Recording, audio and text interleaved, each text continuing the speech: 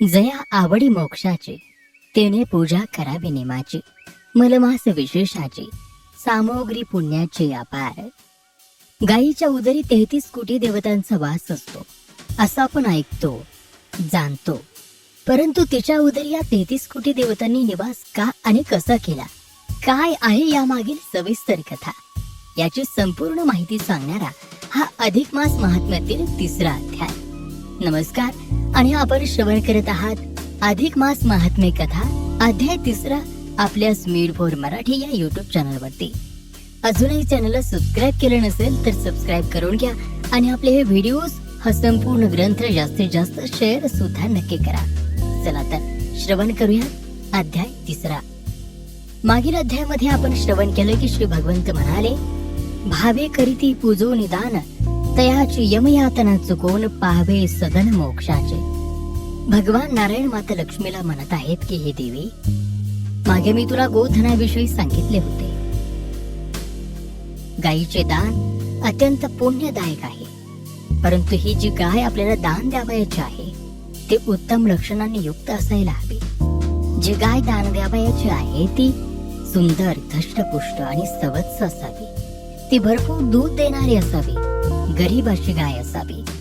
दूध काढण्याच्या भांड्यासह तिच्या गळ्यामध्ये घंटा बांधून योग्य शृंगार करून आणि गोपाल कृष्ण प्रित्यर्थ संकल्प करून ब्राह्मणाला दक्षिणेसह ती दान द्यावी. रोगी, पंध्या, लाथ मारणारी, कमी किमतीची, एका शिंगाची, दूध काढताना पाहणा चोरणारी अशी गाय दान देणाऱ्या दात्याला पुण्यप्रद न होता उलट तिच्या दानाचे पाप लावत असते.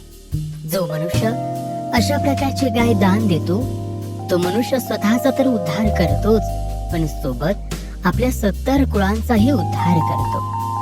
आणि म्हणूनच या अधिक मासामध्ये आवर्जून गोदान करावे. स्त्री असो किंवा पुरुष, दोघांनाही याचे समान फळ मिळते. गाय यज्ञाचे नेत्र आहे, गाय यज्ञाचे मुख आहे.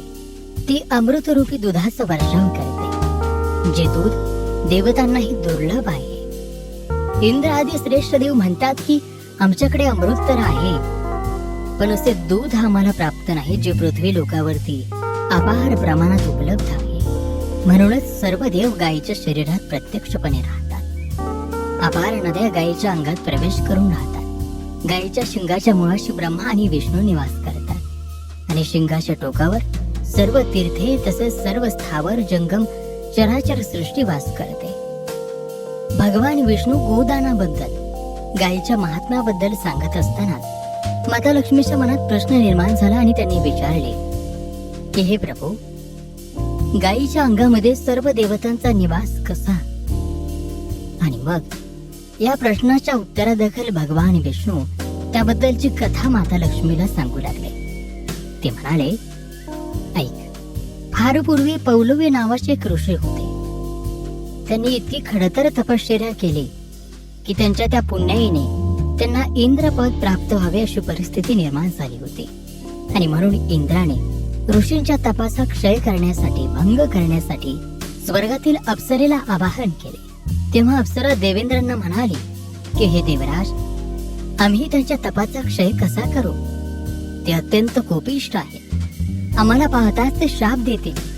त्यावर इंद्राने आज्ञा केली की तू आता ताबडतोब जा. पुढे जे होणार असेल ते सुखाने होऊ दे. दुसऱ्याच्या तपाचा क्षय करणे हा इंद्राचा स्वाभाविक गुण. हे त्याचे पूर्वापार चालत आलेले लक्षण, जे इंद्राच्या अंगी वास करत होते. इंद्राची आज्ञा घेऊन ती अप्सरा तेथून निघाली आणि पौलव्य ऋषींच्या आश्रमामध्ये आगमन करते झाले. त्या अप्सरा पौलव्य ऋषींच्या आश्रमात आल्या. नृत्य गायनाने त्यांनी पौलव्यांच्या समाधींचा भंग केला. ऋषींची आणि त्या अप्सरांची दृष्टादृष्ट झाली आणि पौलव्य ऋषी रागावून म्हणाले, तुमचे हे कृत्य योग्य नाही. हा उद्योग करायला तुम्हाला कोणी सांगितले? ते खरे सांगाल तर ठीक, नाही तर मी तुम्हाला शापून भस्म करेन. क्रोधित ऋषींची ही वाणी ऐकताच त्या अप्सरा घाबरल्या आणि त्या म्हणाले, हे मुनिवर्य, हे कृत्य करायला आम्हाला प्रत्यक्ष देवेंद्रांनी आज्ञा दिली. त्यांच्या आज्ञा म्हणूनच आम्ही हे असं केलं. ऋषीवर्य क्रोधित झाले. ते म्हणाले, असं मग त्या देवेंद्राला जाळून भस्म करतो. असे म्हणून पौलव्यांनी हातामध्ये पाणी घेतले आणि मंत्र म्हणत देवेंद्राला पाचारण केले. पण काही केलं देवेंद्र तिथे येईना. इंद्राचे आसन तेथे डगमगले.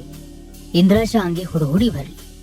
तो तेथून घाबरून पळून ब्रह्मदेवांकडे गेला आणि म्हणाला, हे ब्रह्मदेव, पौलव ऋषींच्या शापापासून माझे रक्षण करा. तेव्हा ब्रह्मदेव म्हणाले, हे इंद्रा, तुझ्याकडून अपराध घडला आहे तो सर्व मला सविस्तर सांग, म्हणजे मला त्यावर काहीतरी उपाय सुचवता येईल. त्यावर इंद्र म्हणाला, पौलव ऋषींनी मोठी तपश्चर्या केली आणि म्हणून इंद्रपदाला त्यांनी गवसणी घालण्याचा प्रयत्न करू नये म्हणून त्यांचा तपभंग करण्यासाठी मी त्यांच्याकडे अप्सरांना पाठवले होते. तिकडे ऋषीवरे इंद्राच्या आगमनाची वाट पाहत होते, पण इंद्राला येण्यासाठी विलंब लागला आणि म्हणून त्यांनी ध्यान लावून पाहिले. तेव्हा त्यांच्या ध्यानात इंद्र आपल्या सिंहासनावर दिसला नाही, तर तो पळून ब्रह्मदेवांकडे गेलेला दिसला आणि ब्रह्मदेव त्याला धीर देत आहे असे त्यांच्या दृष्टीला पडले.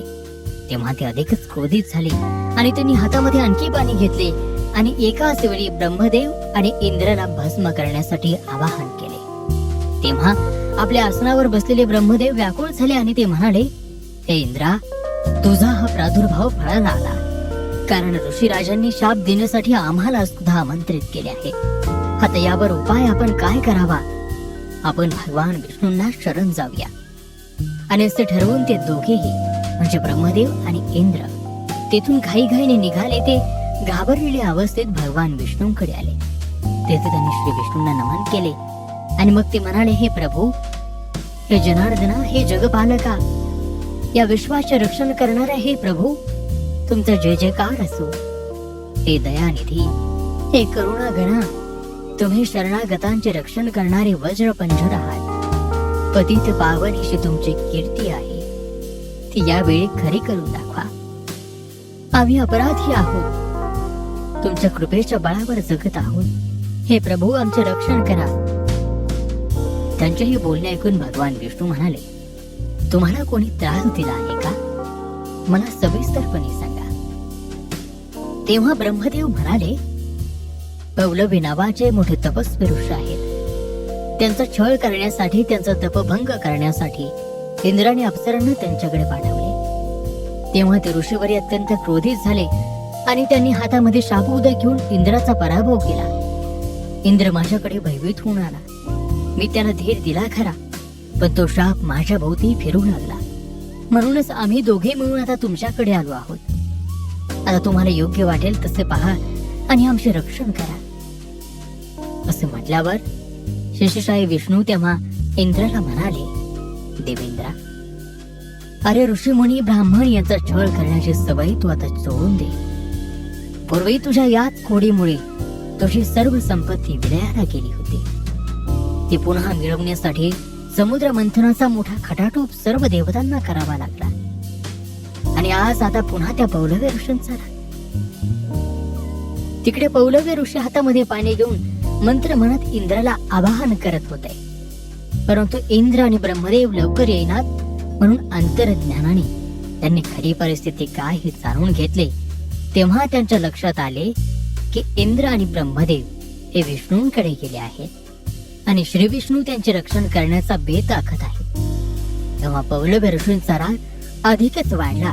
त्यांनी हातामध्ये आणखी उदक घेतले आणि इंद्र आणि ब्रह्मदेवासह आता विष्णूंना सुद्धा शाप देण्यासाठी ते आवाहन करू लागले.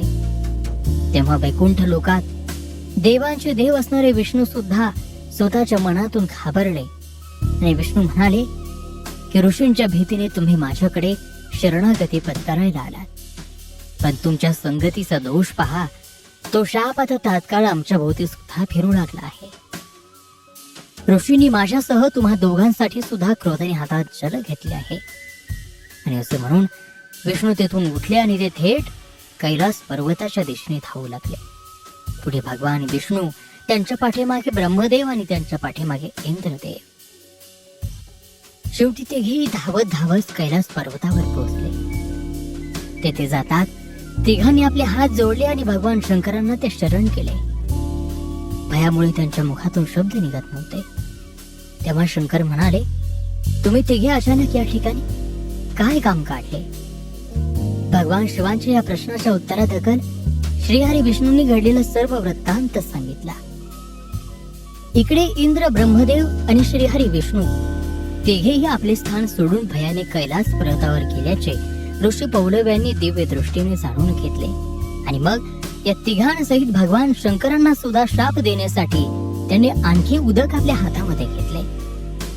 ऋषींनी त्यांना शाप देण्यासाठी आवाहन देताच भगवान शंकर सुद्धा आपल्या स्थानावरून थरथर कापायला लागले.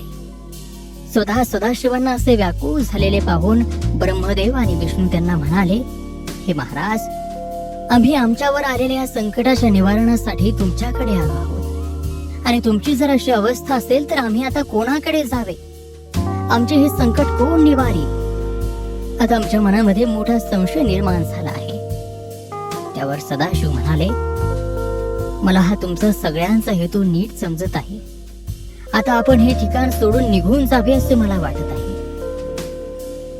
आता पुढे काय करावे याचा विचार हे त्रिदेव करू लागले. त्यावर शिव विष्णूंना म्हणाले, माझ्या मनात तर आता कुठलाही विचार सुचत नाही. आणि मग भगवान विष्णूंनी मनात पुष्कळ विचार केला आणि मग ते सांब सदाशिवांना म्हणाले की आता यावरती एकच उपाय आहे. आपण सारे देव गौतमीच्या शरीरामध्ये प्रवेश करून निर्भय हो. कारण ऋषी ब्राह्मणांचा शाप किंवा राग गायीवरती मुळीच चालत नाही. सर्वांना हा विचार पटला आणि मग त्यांनी गोमातेला आवाहन केले. तिला सांगितले की या संकटात आमचे रक्षण कर. त्यावेळी गाय तथास्तु म्हणाली आणि त्याच बरोबर सर्व देवतांनी तिच्या शरीरात प्रवेश केला. यामध्ये गायीच्या मस्तकामध्ये सर्व प्राणीमात्रांमध्ये स्थित असणारे महादेव निवास करू लागले. कपाळाच्या अग्रभागी देवी, नाकाच्या दांडीवर कार्तिकेय, गायीच्या दोन्ही कानात अश्विनी कुमार, दोन्ही नेत्रात चंद्र सूर्य, दातांमध्ये वायू, जिभेवर वरुण देव, गायीच्या हुंकारामध्ये सरस्वती, दोन्ही गालांवर यम आणि यक्ष, ओठांच्या दोन्ही बाजूंना संध्याकाळ आणि मानगळ्यांच्या भागात इंद्र वास करू लागला. गायीच्या गोमूत्रात गंगा, गोमयात यमुना नदी स्थिर झाली.